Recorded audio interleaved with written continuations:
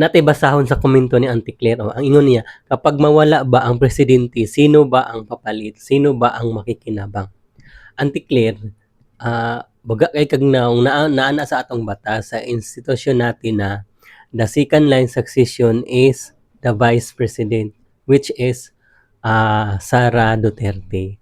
Auntie Claire, maulo pud ka, Sara Duterte is the most voted government official in the land.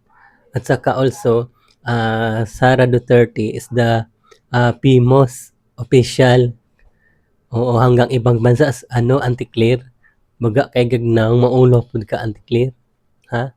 Grabe. Pag Duterte gani ang hisgutan, tanan dita, kabalo ka. Pero sa national na issue, kulang-kulang ka sa dita, Auntie Claire. Umayos-ayos ka dyan, Auntie Claire. Huwag kay klaro, Auntie Claire, magbalita ha.